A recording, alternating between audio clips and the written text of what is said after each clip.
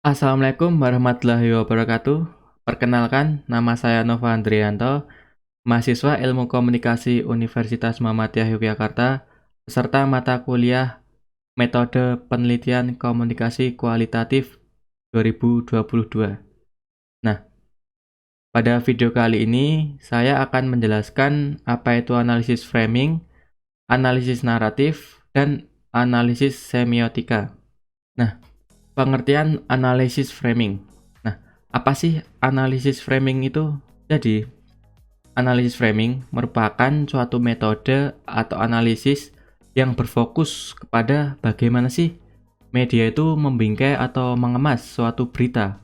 Nah, proses yang dilakukan ketika mengambil peristiwa atau realitas tertentu untuk kemudian diberitakan dengan menekankan atau menonjolkan aspek tertentu dari peristiwa tersebut, entah itu melalui gambar, kata, atau kerangka tertentu. Nah, pada dasarnya, metode ini untuk melihat cara bercerita atau storytelling media atas peristiwa.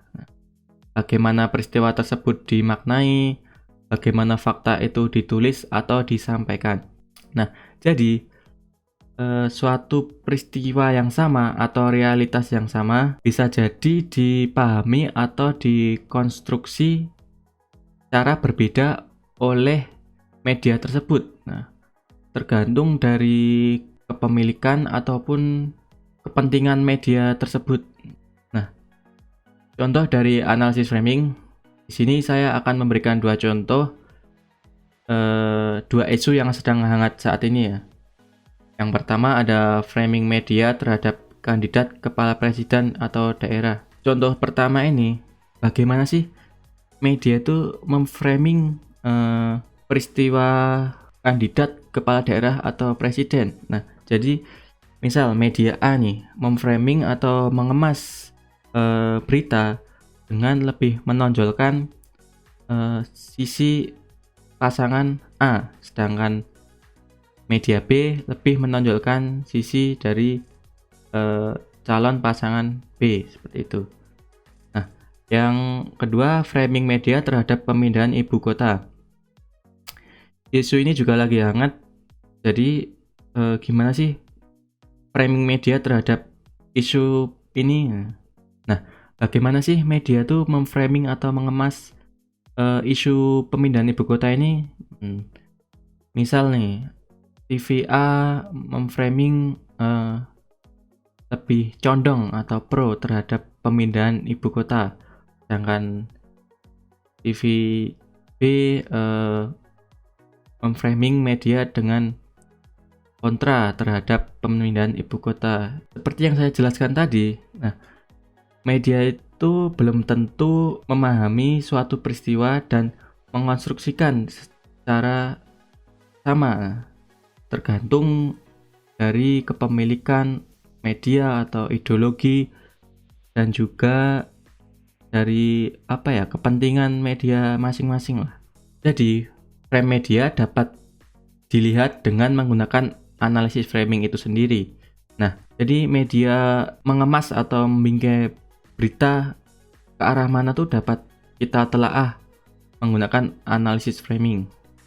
Nah, sehingga dari situ kita dapat menggunakan analisis framing untuk melihat struktur kekuasaan, pihak mana yang dirugikan atau diuntungkan, kebijakan mana yang perlu kita dukung dan tidak perlu kita dukung, itu.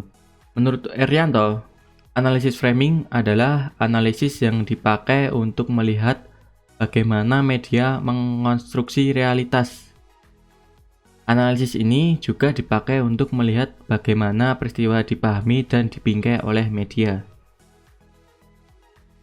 Nah, adapun faktor yang mempengaruhi pemberitaan, menurut Shoemaker dan Rees, membagi beberapa faktor yang mempengaruhi pemberitaan tersebut.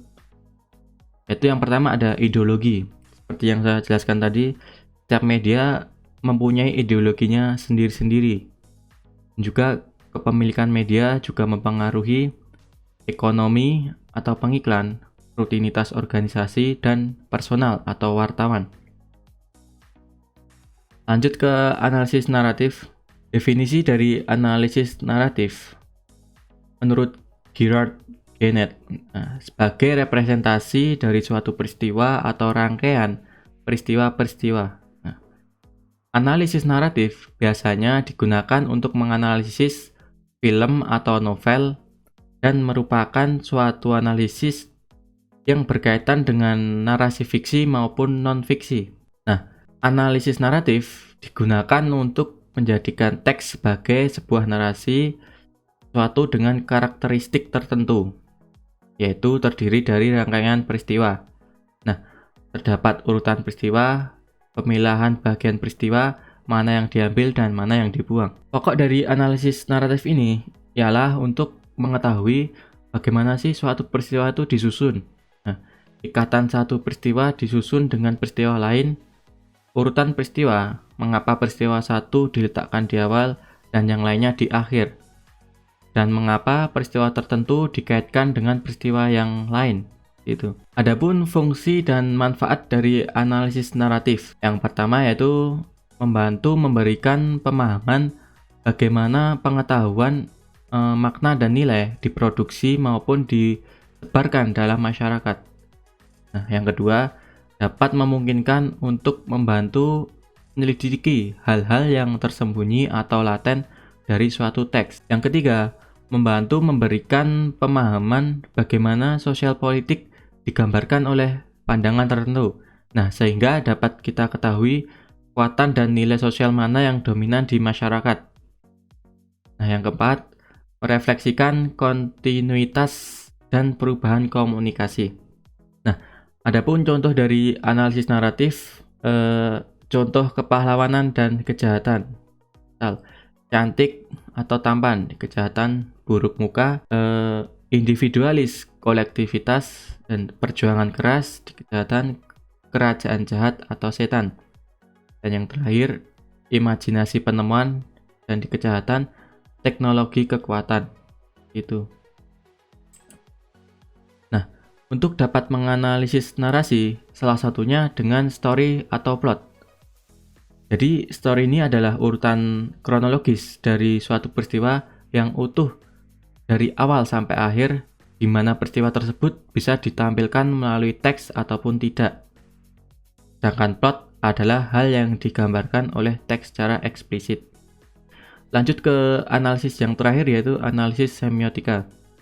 Menurut Hegel, semiotika atau tanda adalah suatu yang merepresentasikan atau menggambarkan suatu yang lain di dalam benak seseorang yang memikirkannya.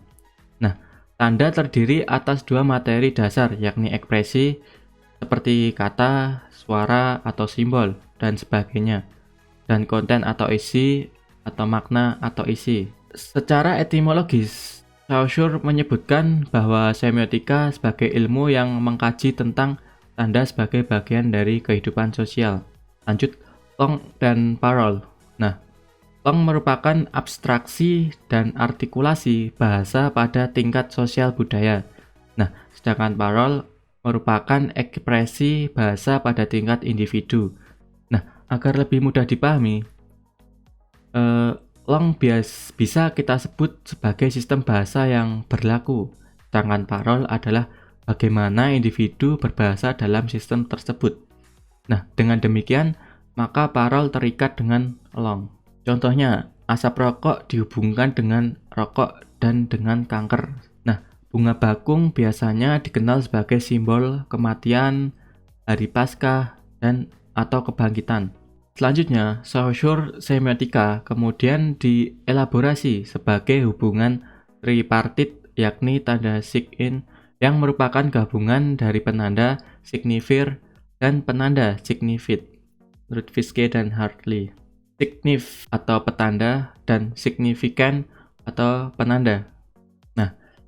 Makna muncul ketika ada hubungan yang bersifat asosiatif antara yang ditandai atau signified dan penanda atau signifier. Relasi yang terpisahkan seperti dua sisi pada koin antara makna atau yang ditandai dengan citra suara atau penanda. Mungkin itu saja yang bisa saya sampaikan. Kurang lebihnya saya mohon maaf apabila ada kesalahan. Terima kasih. Wassalamualaikum warahmatullahi wabarakatuh.